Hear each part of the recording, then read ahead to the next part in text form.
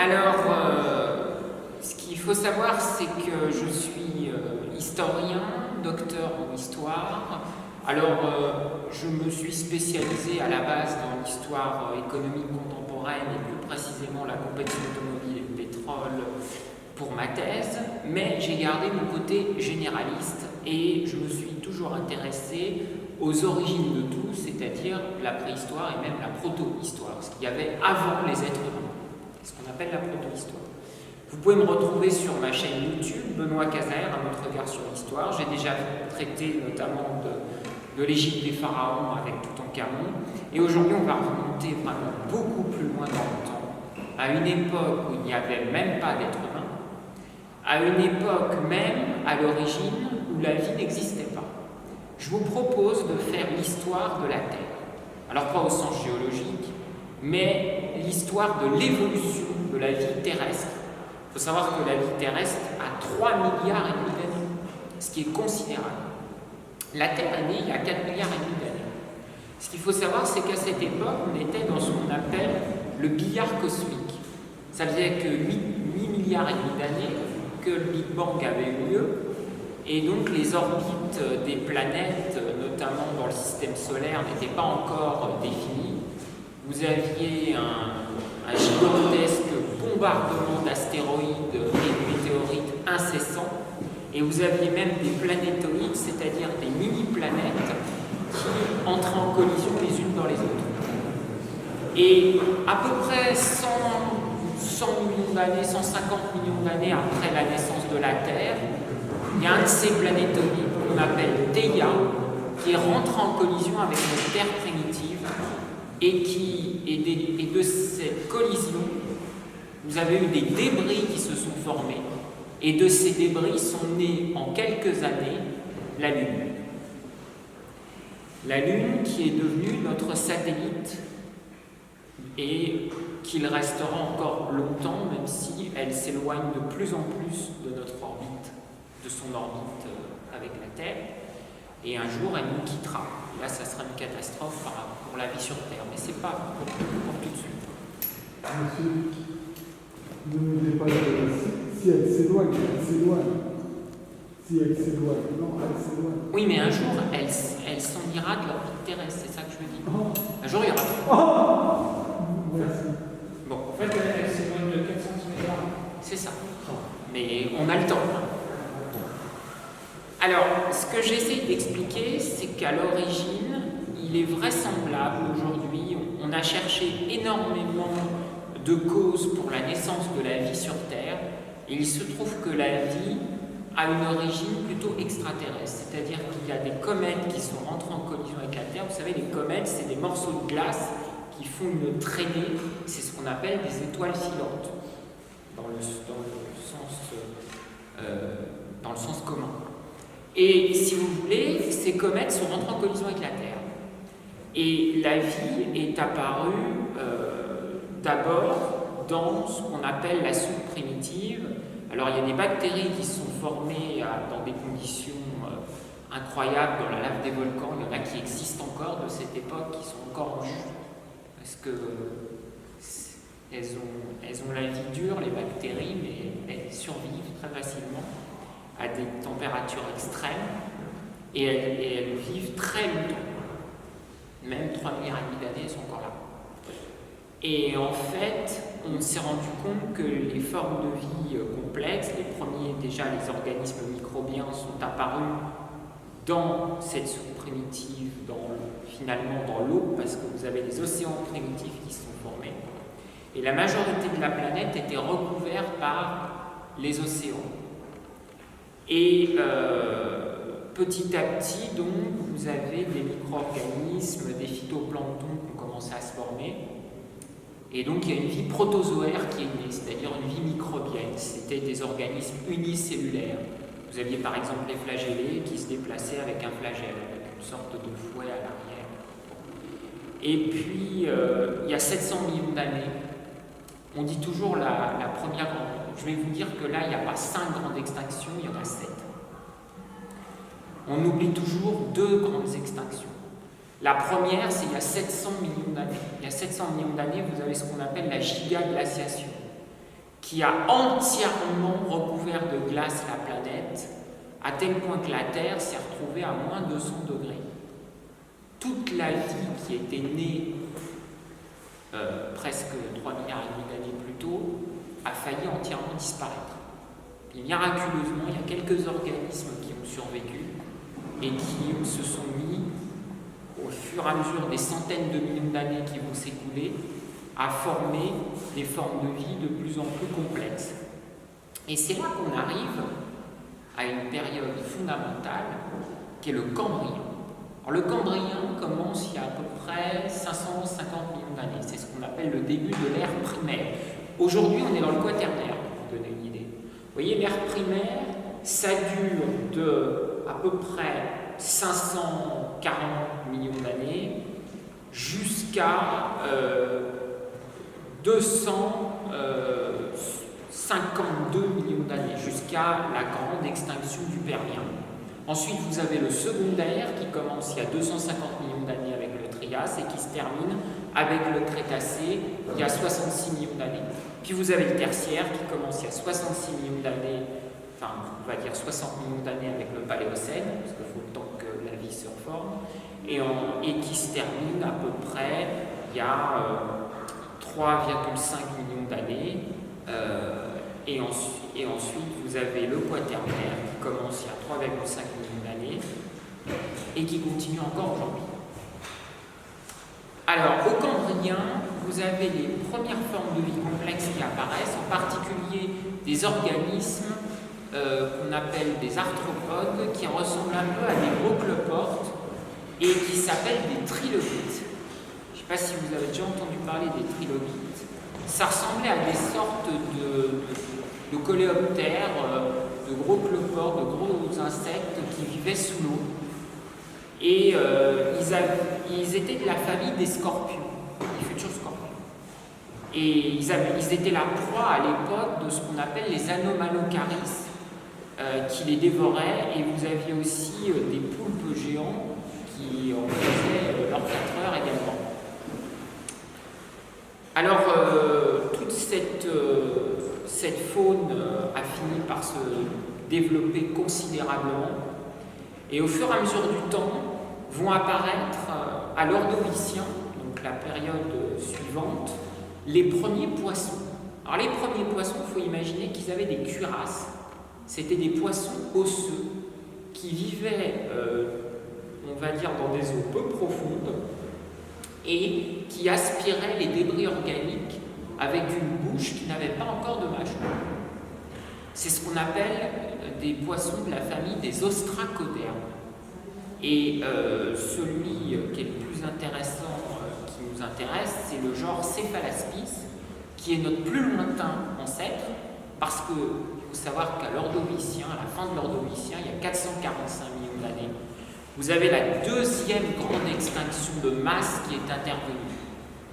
Et vous avez la majorité des espèces marines qui ont disparu, sauf ce poisson osseux, qui a continué et qui a reformé de nouvelles ramifications dans l'arbre du vivant.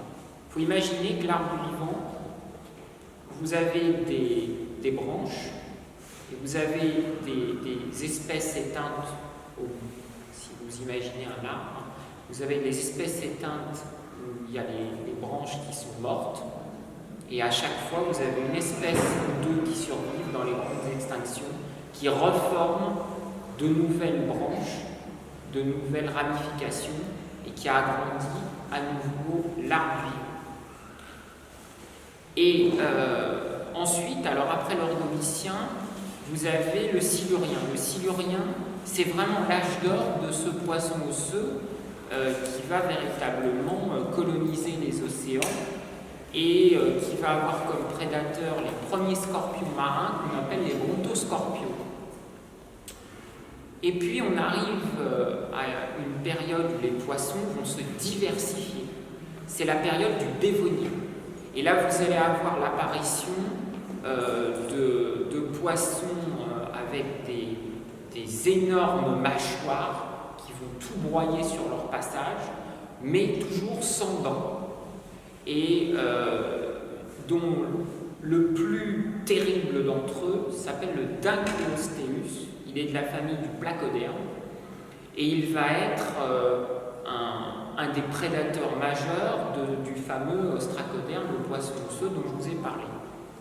Et au Dévonien, il va se passer une chose, donc le Dévonien, c'est environ il y a à peu près 360 millions d'années, il va se passer une chose terrible, c'est que vous allez avoir à nouveau une grande extinction de masse. Donc à cette époque, il faut imaginer que sur la Terre, vous n'avez pas encore de végétation, vous avez des lichens, vous avez des champignons, vous avez une Terre qui est composée de déserts avec des vers géants et des scorpions géants.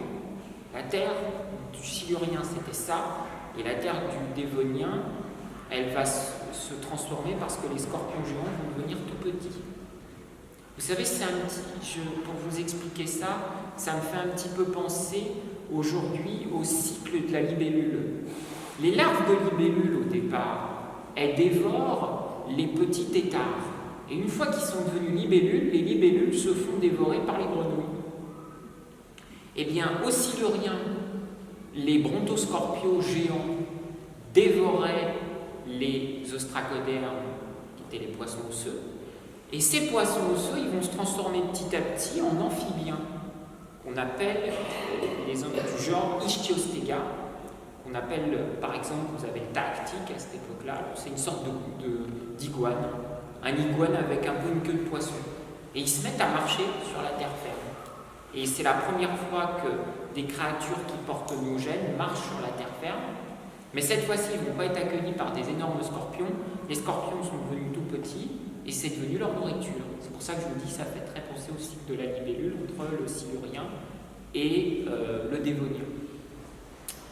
Et puis après cette nouvelle grande extinction, vous allez avoir le début de la colonisation de la vie terrestre, et ça va être le Carbonifère. Le Carbonifère, on l'appelle comme ça parce que c'est la remontée du carbone dans l'atmosphère, et vous allez avoir l'oxygène qui va être très développé en termes de pourcentage. Aujourd'hui, il y a beaucoup moins d'oxygène qu'à cette époque. Ce qui fait que vous allez avoir des insectes géants. Par exemple, vous allez avoir des libellules qui mesurent à peu près 2 mètres de long, qu'on appelle les méganeura.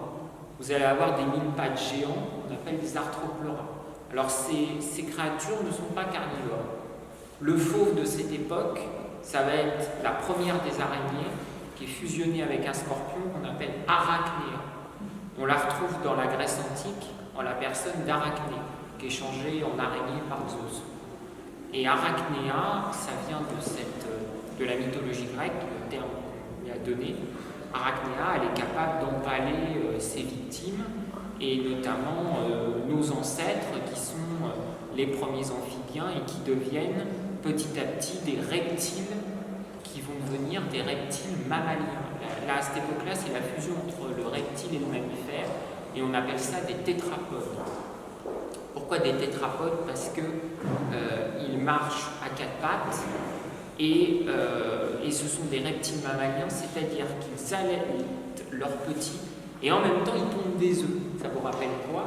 L'ornithorynque. L'ornithorynque n'est pas un mammifère. C'est le dernier reptile mammalien encore en vie aujourd'hui.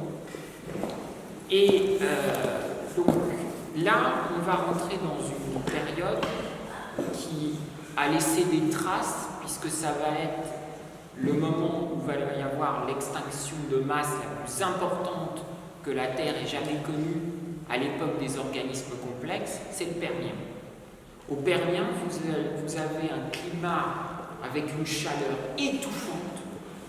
C'est-à-dire que, par exemple, vous avez à la surface de la Terre une température qui est environ 40 à 50 degrés.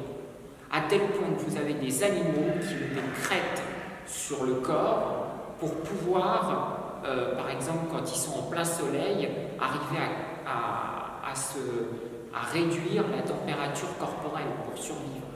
C'est ce qu'on appelle par exemple le dimétrodon.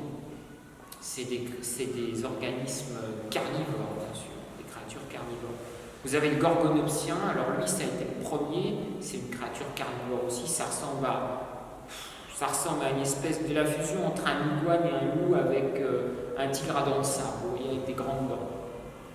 Et toutes ces créatures, elles ont comme proie le Dicynodonte, qui lui va donner naissance à notre lignée. Le Dicynodonte, c'est le lointain descendant des premiers amphibiens du Dévonien. Et le Dicynodonte, ça va être le seul survivant de l'extinction du Permien. Ça va se passer comme suit.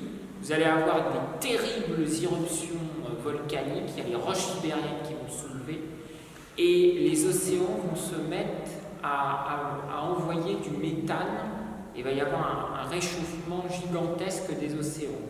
Alors dans les océans, d'ailleurs, au passage, vous avez les premiers requins qui apparaissent, et je pense à l'hélicoprion, qui a une mâchoire. En fait, vous avez sa langue, et il faut imaginer que ça fait comme une hélice d'hélicoptère sur les côtés.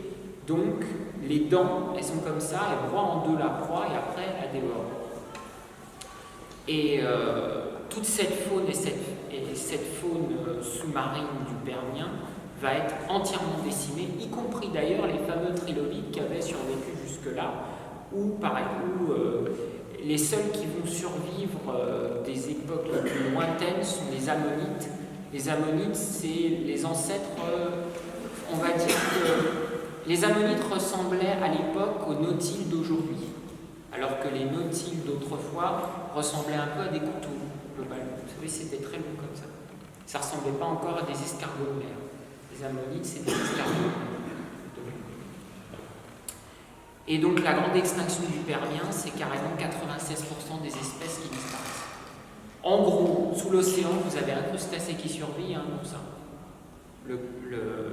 Le crustacé, c'est le crinodonte, et l'oursin, c'est un type d'oursin particulier qui survit et qui va donner naissance à une toute nouvelle lignée de créatures marines, mais ça va prendre plusieurs millions d'années.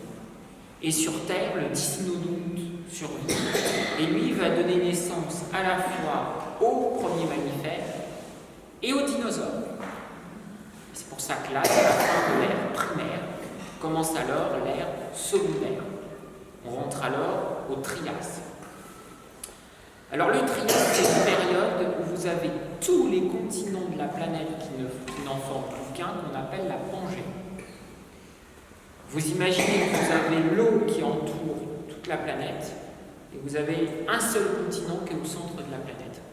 C'est comme ça qu'est fait la Terre au Trias. Et donc le Trias, c'est une période où il fait encore une très grande chaleur, mais la température a quand même diminué et l'oxygène a diminué. C'est pour ça d'ailleurs qu'il n'y a plus du tout d'insectes volants, ni quoi que ce soit, c'est terminé. Enfin, en tout cas, d'insectes géants. Et au Trias, vous avez encore des reptiles mammaliens. Et vous avez les premiers reptiles, comme par exemple les ancêtres des crocodiles, qu'on appelle les Postosuchus. Et les Postosuchus, ce sont des créatures très féroces, ça ressemble à des gigantesques crocodiles. Et ils se font attaquer par les premiers théropodes, qui sont les tout premiers dinosaures, qu'on appelle les Coelophysis. Les Coelophysis, pour vous donner une idée, ce sont les lointains ancêtres des vélociraptors que vous trouvez dans le Jurassic Park de Steven Spielberg, ou les Tyrannosaurus Rex. C'est ça. Mais sauf qu'ils sont beaucoup plus petits. Ils mesurent à peu près 1,50 m, 1,60 m de haut. Et puis, au Trias, vous avez l'apparition de nouveaux types de reptiles mammaliens qui ressemblent un peu à des renards, qu'on appelle les cynodontes. Et puis, progressivement, malheureusement, il va y avoir à nouveau un réchauffement climatique, une terrible sécheresse qui va s'abattre, et ça va être encore une nouvelle grande extinction qui sera donc, si vous calculez bien, la 6e grande extinction de masse. Puisque ce que je ne vous ai pas dit, c'est que juste avant le Permien, ce qu'on a découvert récemment, c'est que le Permien en fait n'a duré finalement qu'une dizaine de millions d'années et qu'entre-temps il y avait ce qu'on appelait le Guadalupien. Et il y a eu une grande extinction de masse au Guadalupien il y a à peu près 260 millions d'années. Mais il y avait à peu près les mêmes créatures qu'au Permien. Donc c'est pour ça que les scientifiques ne sont pas encore tout à fait d'accord là-dessus. Donc il y aurait 6 ou 7 grandes extinctions de masse. Mais en tout cas pas 5, parce qu'il faut quand même prendre en compte aussi la grande extinction d'il y a 700 millions d'années. Donc je reviens à la fin du Trias. À la fin du Trias, clairement les reptiles mammaliens disparaissent. Et vous avez soit des reptiles, des dinosaures, soit des mammifères qui deviennent tout petits. Et c'est là que commence l'ère du Jurassique. On l'appelle le Jurassique parce que c'est l'époque où le massif du Jura est né. C'est pour ça qu'on a appelé ça le Jurassique en France. Et finalement, vous avez au Jurassique, ça va être le début de l'âge d'or des dinosaures. Ils vont dominer la Terre pendant 150 millions d'années. Au Jurassique, vous avez des dinosaures qui vont être les grands herbivores, qui vont être gigantesques comme les sauropodes. Je pense par exemple aux diplodocus. Alors eux, ils vont tellement raser les forêts de fougères arborescentes, parce qu'à cette époque, vous avez des forêts. Il faut imaginer qu'à la place des conifères, vous avez des fougères arborescentes, comme des arbres. Et comme ils mangent et qui défrichent, si j'ose dire, les fougères arborescentes, vous avez la naissance des prairies. Et du coup, vous avez les premières plantes à fleurs qui vont apparaître. Et avec ça, les premiers insectes pollinisateurs. Et en plus, les premiers fruits. Donc, les premiers fruits et les premières plantes à fleurs datent du Jurassique, il y a à peu près 200 millions d'années. Et c'est aussi à cette période-là que vous avez l'apparition des 4 saisons en Europe. Petit à petit, vous avez l'hiver qui va apparaître, et vous avez aussi les pôles qui vont se refroidir. Et il y a même des dinosaures qui vont se mettre à hiberner, qui vont être les premiers à pouvoir baisser la température de leur corps. Ce sont des théropodes, donc des carnivores qu'on appelle les liminasaures. C'est des petits carnivores. Et puis, dans les théropodes, vous avez ceux qui mangent les œufs, donc c'est les oviraptors. Vous avez ceux qui attaquent en meute. Vous avez par exemple les utahraptors, qui sont les ancêtres des vélociraptors du Crétacé. Et le roi des dinosaures au Jurassique, c'est clairement l'allosaure, qui est, on va dire, pour simplifier, un des ancêtres du tyrannosaure. Et à côté de ça, comme proie, il y a les grands sauropodes, comme le diplodocus, le brontosaurus, le brachiosaurus qui est capable de faire 6 mètres de haut. Il faut savoir que ces sauropodes, il y en a qui font 11 mètres de long et 6 mètres de haut. Vous imaginez la taille. Vous avez aussi des créatures qui apparaissent comme dans les sauropodes, vous avez... alors là, ça va vous faire penser au dimétrodon dont je parlais, vous savez, au Permien qui régulait sa température avec une grande crête. Sauf que là, ce dinosaure-là, il a des petites crêtes et vraisemblablement, ça lui sert pour les parades amoureuses, mais peut-être aussi pour réguler sa température. Et vous le connaissez sans doute, c'est le stégosaure. Il a un peu la taille de son cerveau, équivaut un peu à la taille d'une noisette. Et il a une longue queue avec des pointes acérées pour pouvoir lutter contre les assauts des allosaures. Donc un combat entre un stégosaure et un allosaure, c'est pas gagné d'avance. Même si l'allosaure peut en venir à bout en arrivant à le déchiqueter, mais s'il se prend les pointes dans la figure, il est mal parti quand même. Et alors, après l'âge d'or des dinosaures qui a été le Jurassique, on passe au Crétacé. Et le Crétacé, ça va être une période où on va dire que c'est l'âge d'or des carnivores, puisque c'est là que naît le Tyrannosaurus rex. Mais plus le temps passe et plus les tyrannosaures deviennent petits. Au début, vous avez les Gigantosaurus qui ont même carrément une corne sur le nez qui sont gigantesques. J'ai vu une tête de Gigantosaurus dans un musée d'histoire naturelle. Vous imaginez, elle est comme ça. Alors que la tête d'un tyrannosaure, c'est à peu près ça. Donc, c'est pas pareil.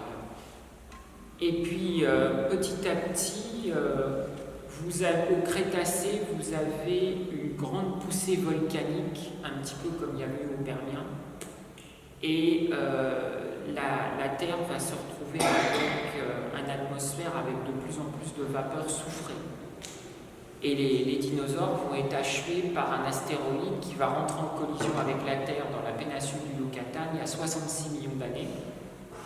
Alors à cette époque, il faut imaginer que les sauropodes sont presque éteints, il reste les iguanodons, grosso modo. Il y a énormément de carnivores qui sont développés comme les vélociraptors, les tyrannosaures, et vous avez les cératopsiens comme le protocératops ou le tricératops. Donc les cératopsiens, il faut imaginer en gros que c'est des dinosaures qui ressemblent un peu à des rhinocéros, quoi. Ils ont des cornes, ils ont des grandes cornes, des grandes crêtes, etc. Mais en reptile. J'essaie de simplifier. Et puis, alors, après l'époque des dinosaures, la Terre va mettre quelques millions d'années à se remettre de cette nouvelle extinction de masse, puisque tous les dinosaures non aviaires sont exterminés.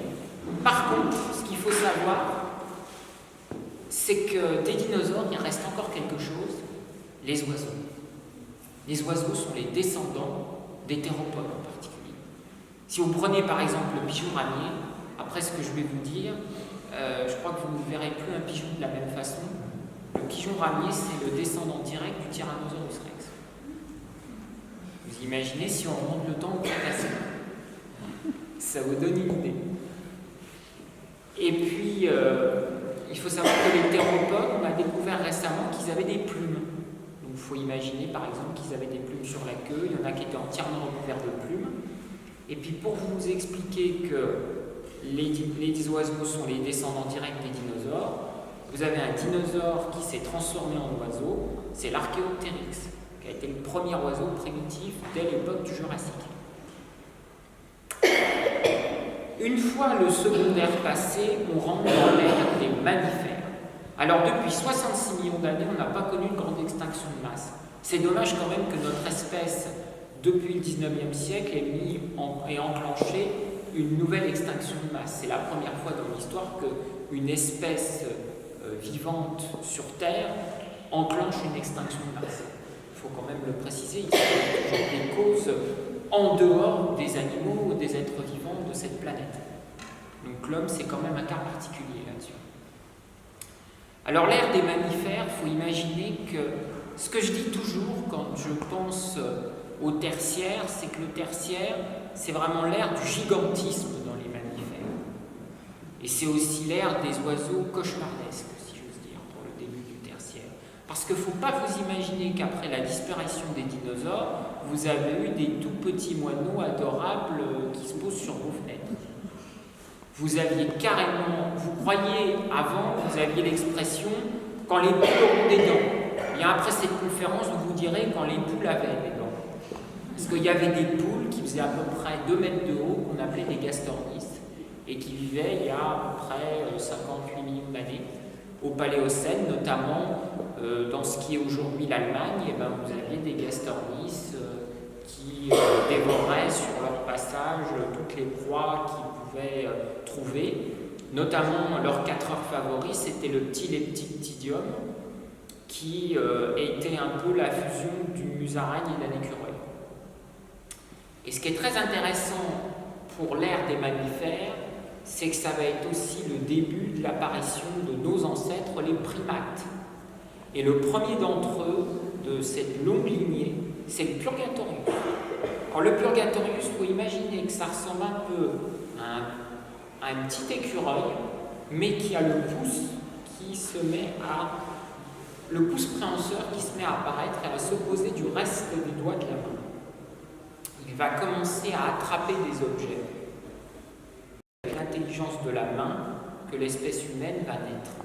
Mais il va falloir plusieurs dizaines de millions d'années avant que ça soit possible. Entre-temps, au tertiaire, vous avez toutes sortes de créatures. Par exemple, pour vous donner une idée, à l'Éocène, après si je vous dis ça, vous allez plus voir les moutons de la même façon. Il faut savoir que l'ancêtre du mouton, c'était plus dangereux qu'un loup. C'était l'Andrewsarchus. Alors vous imaginez un loup-garou, comme dans les films d'horreur ou les contes horrifiques, et vous avez l'Andrewsarchus. Voilà. Une créature vraiment terrifiante. C'est vraiment un des grands prédateurs de l'Éocène.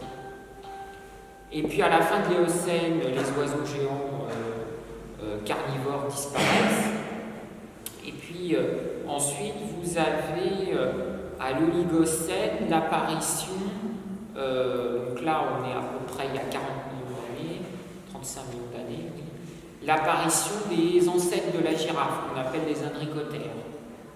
Alors petit à petit, vous avez tout l'écosystème qu'on connaît aujourd'hui qui va se mettre en place, mais sous forme ancestrale.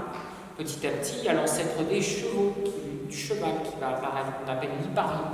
Il y a aussi le Dinotherium, tout ça ce sont des ancêtres de chevaux.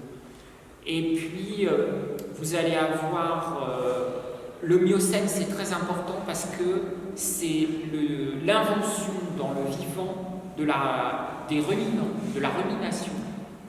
Vous savez pourquoi? Parce que c'est la première fois qu'on va voir apparaître des prédateurs qui chassent dans les prairies. Et je pense par exemple au smilodon, qu'on connaît aujourd'hui sous le nom de tigre à dents de sabre, et qui est à l'honneur notamment dans l'âge de glace, le dessin animé. Mais le smilodon, il est déjà apparu il y a 25 millions d'années. Donc il a duré très longtemps, le smilodon. Vous imaginez qu'il a duré de 25 millions d'années avant notre ère jusqu'à 10 000 ans avant notre ère, à peu près. 11 420 ans pour être exact, puisque c'est la fin de la dernière grande glaciation vurnienne.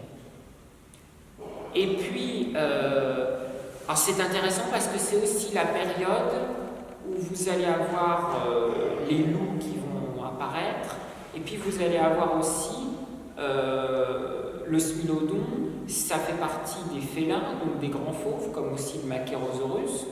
Il va y avoir un petit félin qui va s'en séparer, qu'on appelle le Félix, qui va donner le chat. Et lui, il était... alors bon, ces chats, à cette époque-là, ils avaient l'air très gentils, c'est un peu comme au parc des félins à Lumini, mais il ne faut pas vous fier aux apparences. Si vous étiez approché d'un chat de cette époque-là, il vous aurait sauté à la gorge, même s'il était en apparence tout mignon. Et puis, petit à petit, vous allez avoir l'évolution des primates. Et ce qui est intéressant, c'est qu'à mesure que les préhumains vont se développer, les animaux autour vont, si j'ose dire, s'humaniser. C'est un phénomène assez étonnant, sûrement parce que l'être humain a pris de plus en plus de place dans l'écosystème. Au départ, il faut savoir qu'on était des proies. En tant que primates, on vivait dans les arbres. Et contrairement à ce que nous disait, par exemple, ce que disait Yves Coppens en 1982, il a remis en cause sa théorie au début des années 2000, la fameuse théorie de l'Issa historique, qui voulait que lors de la rupture du grand rift africain, il y a à peu près 3,5 millions d'années, les êtres humains, les préhumains, le pithécanthrope, les australopithèques, c'est pas compliqué, australopithèque, ça signifie le préhumain d'Afrique australe.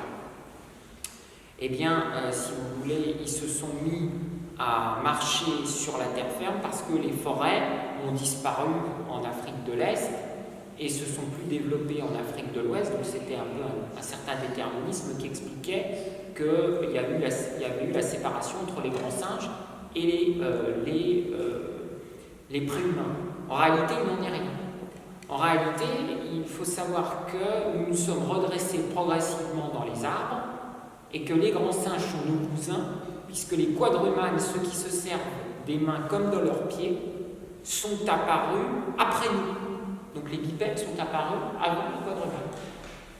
Et les premiers primates bipèdes, on les situe à peu près autour de 7 millions d'années, après que le Purgatorius ait évolué en Pliopithèque, puis en Proconsul, en Ramapithèque, et enfin apparaît il y a 7 millions d'années celui qu'on connaît sous le nom de Toumaï, qui est le Sahelanthropus tchadensis.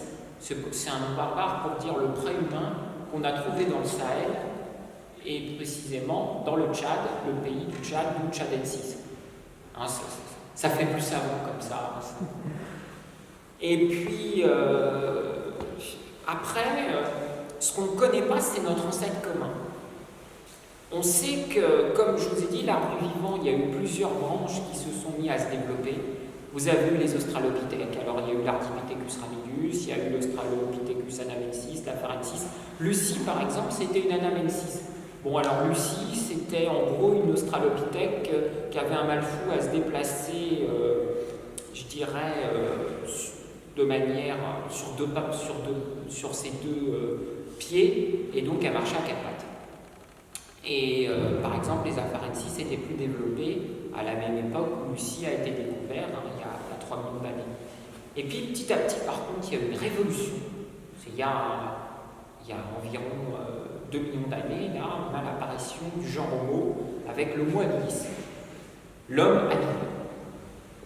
Et l'Homo habilis, il a commencé à se servir d'outils, mais d'outils, je ne dis pas que c'est le premier qui s'est servi des outils, mais c'est le premier qui a commencé à taper sur les prédateurs et qui est devenu lui-même un prédateur et qui s'est mis en premier à manger de la viande. Par exemple, il faut savoir que mais ça peut se comprendre, puisque les préhumains se sont mis à se déplacer en dehors des forêts, ils se sont retrouvés nez à nez avec les prédateurs comme les smilodons.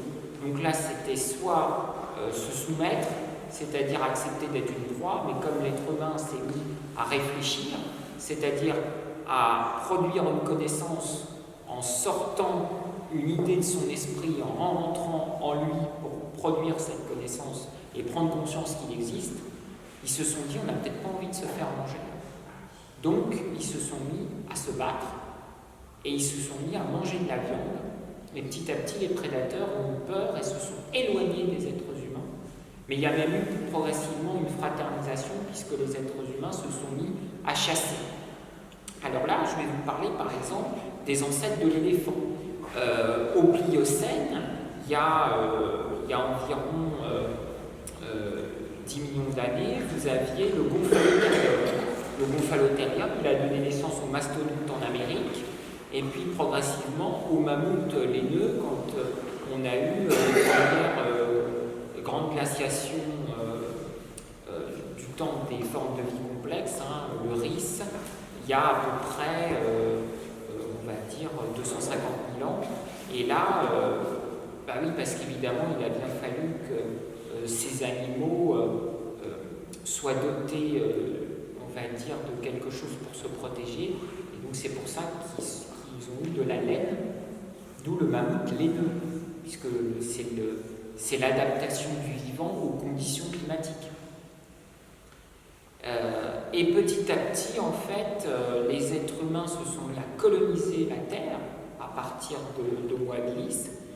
Le foyer, ils sont partis du foyer africain et ils sont partis en Asie, puis après ils sont partis en Europe et ils sont même partis en Amérique. Ils ont même traversé la mer parce que la mer était gelée à certains endroits et ils ont réussi à rallier les Amériques. Et on a par exemple le Denisovien qui est responsable de l'extermination du mastodonte aux Amériques, parce que les mastodontes, ils avaient du mal déjà à se reproduire, et puis comme ils ont été déjà beaucoup trop chassés, ils ont fini par disparaître. Et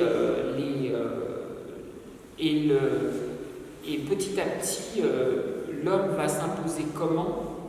Il va s'imposer en domestiquant le feu, parce qu'après avoir été Homo habilis, il va évoluer en Homo erectus inférieur, qu'on appelle l'Homo ergaster, et il va domestiquer le feu. À partir du moment où il a domestiqué le feu, il va se mettre à pouvoir faire naître ce qui va donner après la civilisation. C'est-à-dire que petit à petit, les êtres humains vont se mettre en clan autour du feu. Ils vont habiter devant les grottes et non pas à l'intérieur des grottes. Ils dessinaient dans les grottes, mais ils vivaient devant les grottes. Il ne faut pas imaginer les hommes des cavernes, c'est devant les cavernes qu'ils vivaient. Donc là, j'essaie d'aller vite parce que sinon après ça va durer trop longtemps. Ce que j'essaie de vous expliquer, c'est que par rapport à la grande histoire de la vie sur Terre, à mesure que les êtres humains vont se développer, vous allez avoir les animaux qui vont, si j'ose dire, s'humaniser, qui vont se transformer et donner la biodiversité telle qu'on la connaît aujourd'hui. Mais si on prend par exemple la période préhistorique, à partir de l'apparition de l'homme, eh bien vous aviez encore des animaux spectaculaires comme les grands, vous avez des grands cerfs comme le mégalocéros. Alors là, il faut imaginer un cerf gigantesque.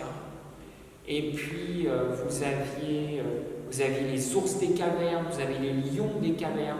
Et toutes ces créatures-là, elles vont finir par disparaître en raison des changements climatiques, mais aussi parce que les êtres humains vont prendre de plus en plus de place dans l'écosystème. C'est-à-dire qu'en fait, ça me fait penser que dernièrement, il y avait eu un documentaire qui était passé, qui ne durait pas très longtemps, c'était un documentaire fiction sur Internet, où vous aviez une idée d'à quoi ressemblerait la Terre si les êtres humains n'étaient jamais apparus. Et bien par exemple, vous avez des mastodontes encore dans les Amériques, aujourd'hui en 2020. Alors que comme les humains sont apparus, les mastodontes n'existent plus. Et il n'y a plus que les éléphants en Afrique et en Asie. Mais ce qu'il faut savoir aussi, c'est que si vous avez une grande diversité qui s'est imposée, mais qui s'est transformée par rapport à l'évolution de l'être humain, vous avez aussi, en même temps, si vous voulez, comment dirais-je, non seulement vous avez une diversité qui s'est imposée, on va dire, de manière de plus en plus humanisée par rapport à l'être humain, mais vous avez aussi quelque chose qui s'est produit, c'est-à-dire que l'être humain, ce qu'il y a de nouveau, comme je le disais tout à l'heure, et c'est là que je veux en venir, a été la première espèce en très peu de temps. Vous imaginez, pour une extinction de masse, ça prend plusieurs centaines de milliers d'années à se mettre en place.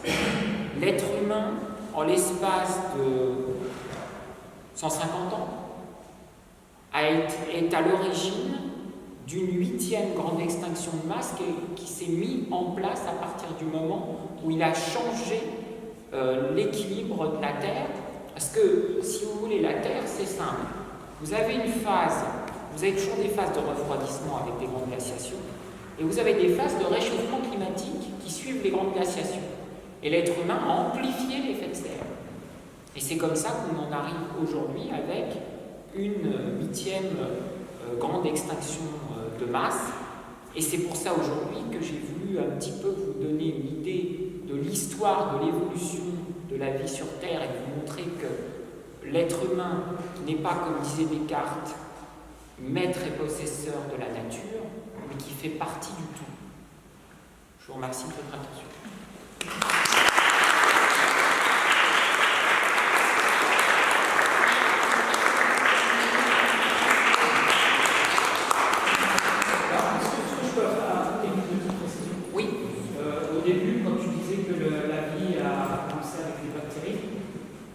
Une donnée qui est très importante, c'est que les premières bactéries, ce ne sont pas des bactéries qui sont apparues, en fait, c'est l'ADN. Oui, c'est vrai. Et l'ARN. C'est-à-dire qu'en fait, les mutations, c'est à partir de ça en fait, qu'il y a la base de la vie. Oui. Et le reste de la vie, la diversité de la vie, en fait, elle s'est faite sous en fait, la pression de 3 prédateurs. Oui. C'est-à-dire qu'en fait, à chaque fois, vous avez un être vivant qui s'adapte. Vous avez le prédateur qui commence à le manger. C'est ce que j'ai vu.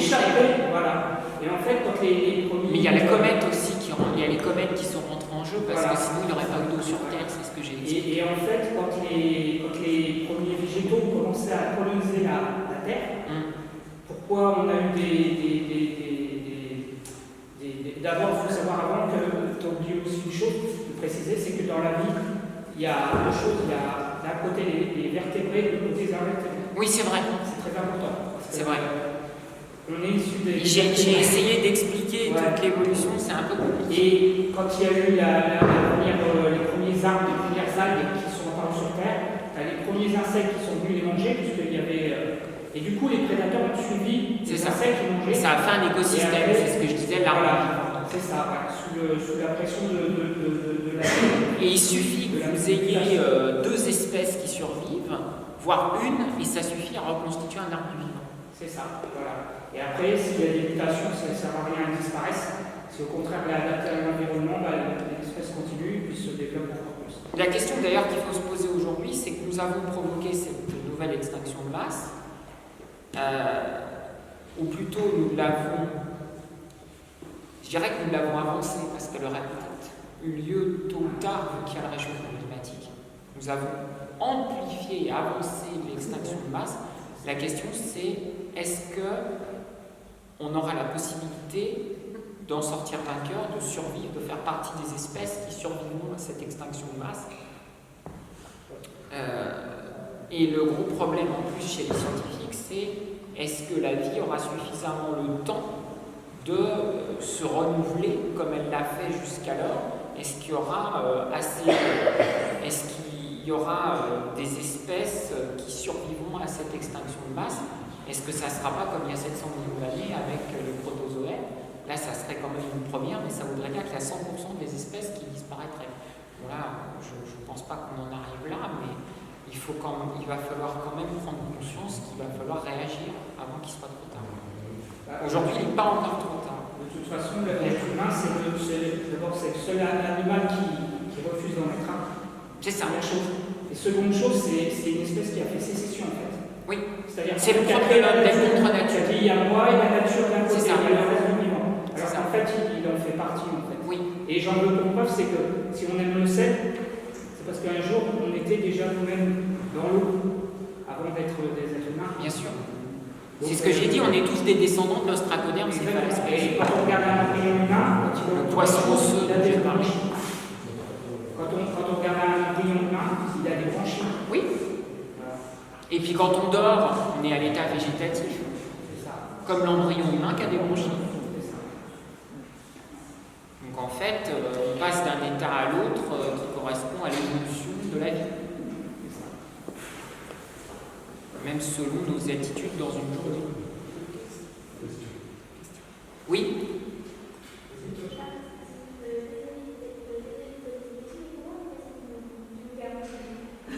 Comment? Au mouton?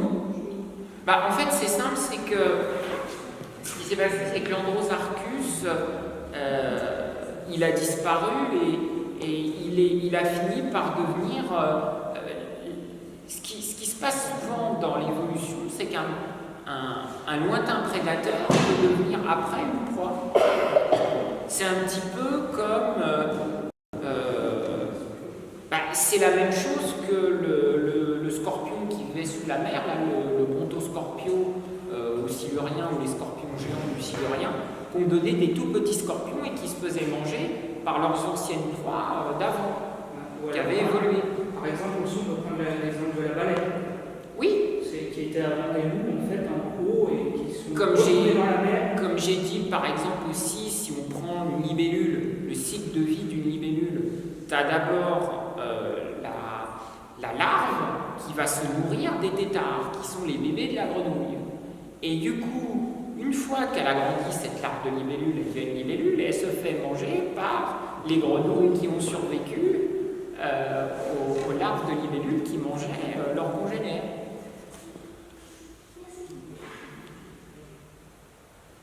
Ça fait partie du cycle de la vie. Et actuellement, on n'est pas en train de subir un autre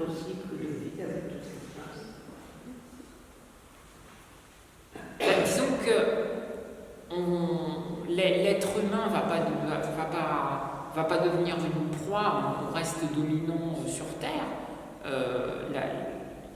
Il pourrait devenir une proie s'il y avait un autre organisme qui deviendrait plus intelligent que lui et qui serait plus fort que lui. Et qui aurait le même fonctionnement que lui en se séparant de la nature, en se considérant comme maître et possesseur de la nature chez Descartes, par exemple. Mais ça, à mon avis, c'est pas possible actuellement. Il faudrait peut-être des centaines de milliers, voire des millions d'années pour que ça arrive, ça. Ça sera pas immédiat. Puis à la fin de cette grande extinction de masse, pour que la vie reprenne son cours, il faudra plusieurs millions d'années, comme à chaque fois. Et de toute façon, chez l'humain, ce qui le distingue, c'est la taille de son cerveau. Il faut savoir qu'il a le plus gros cerveau au monde par rapport à la boîte crânienne. Oui, et puis ce qui est intéressant chez l'humain en plus, c'est qu'il a 3 cerveaux. Il y a le cerveau reptilien, le cerveau mammalien et le néocortex. Le cerveau reptilien, c'est ce qui reste des poissons, des reptiles, etc. Le cerveau mammalien, c'est ce qui fait de nous des mammifères. Et le néocortex, c'est ce qui fait de nous des êtres réflexifs, qui pensent, qui sont capables de conceptualiser. Alors la grande différence avec les primates comme les chimpanzés, c'est qu'un chimpanzé, par exemple, il va utiliser un bâton pour traverser une rivière, comme nous, sauf que lui, il va le jeter, puis il va l'oublier. Il va être obligé à chaque fois de perdre quelque chose. Parce que l'humain, lui, ce qu'il a fait, il a pris le bâton, il l'a amélioré et il l'a transmis aux générations suivantes. C'est ça.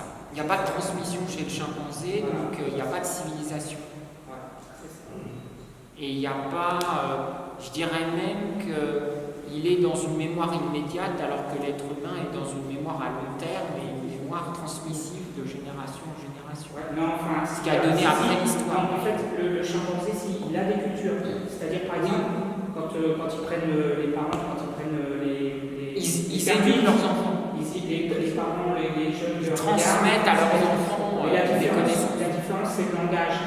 C'est-à-dire que nous, on peut nommer les choses, on peut déterminer les choses que ne peuvent pas faire les... Mais le problème du chimpanzé, comme je le dis souvent, c'est que s'il ne peut pas nommer les choses, Lacan disait le mot est le meurtre de la chose, si on ne peut pas nommer quelque chose, on ne peut pas l'attraper, on ne peut pas en faire un concept, et on ne peut pas produire une connaissance à partir de ce concept.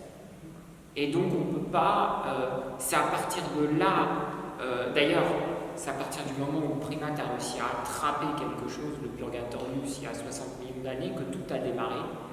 La différence, c'est que les primates comme nous, qui sommes un peu différents des autres, c'est qu'on s'est mis à enraciner les concepts dans le temps. Et cette proto-histoire, cette préhistoire qui est à l'échelle de la Terre, l'histoire de la Terre, est devenue, après, l'histoire des humains. L'histoire des humains a été à l'intérieur de la grande histoire géologique de la Terre, même si c'est tout petit, même si ça représente, si par exemple toute l'histoire de la Terre c'était une seule journée, on s'en apparaîtrait que quelques secondes avant minuit. Mais on a quand même inventé quelque chose, c'est l'histoire. C'est-à-dire le fait de raconter. Vous n'allez pas avoir des chimpanzés qui vont raconter l'histoire des primates. Nous, on va être capable de le faire. On est les seuls organismes vivants sur Terre à être capables d'être les regards de ce monde. L'être humain, c'est le regard du monde. Il regarde le monde et en même temps, il est capable de le changer, en bien ou en mal. D'ailleurs, il a inventé aussi les concepts de bien et de mal. Du moins, il a mis des noms dessus. Parce que peut-être qu'un animal a conscience de ce qui lui fait du bien ou de ce qui lui fait du mal. Est-ce qu'il a conscience qu'il fait du mal il a peut-être... La compassion existe peut-être chez les animaux, mais ce qui est sûr, c'est que l'être humain, lui, il les a conceptualisés complètement, le bien et le mal. Et c'est ça le propre de l'homme, en fait, c'est la conceptualisation. Kant appelait ça, de façon plus philosophique, si j'ose dire, le chêne transcendantal. Ce qui fait le propre de l'homme, c'est la capacité à unifier le divers de la société. Le divers de la société, c'est le ressenti, c'est ce qu'a l'animal, aux catégories de son entendement, par la projection de son imagination. C'est ça, la capacité à produire une connaissance. Et par un mécanisme réflexif. L'être humain est capable de réfléchir, il est capable de sortir de lui-même pour rentrer en lui-même, pour penser qu'il a fait cette action, pour penser qu'il existe.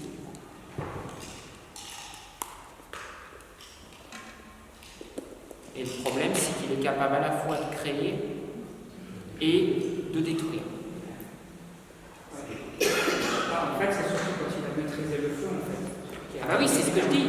C'est à partir de l'homo ergaster, il y a 800 000 ans, mais il a continue encore maintenant avec la nucléaire. Oui, c'est ça. C'est la même idée. Sauf que là, il joue vraiment avec le feu. Sauf que là.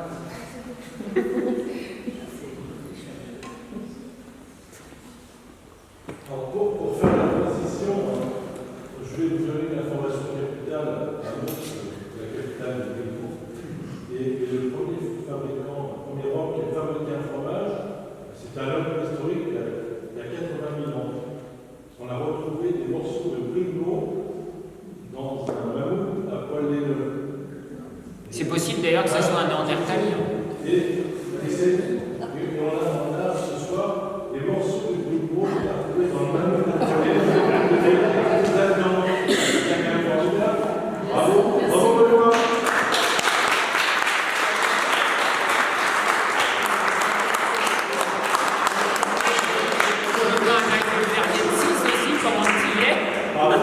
Tu veux pas un Heidelbergensis aussi, comment tu y es? Alors pour ceux qui n'étaient pas là, moi j'ai raté. Bah, vous pouvez me retrouver sur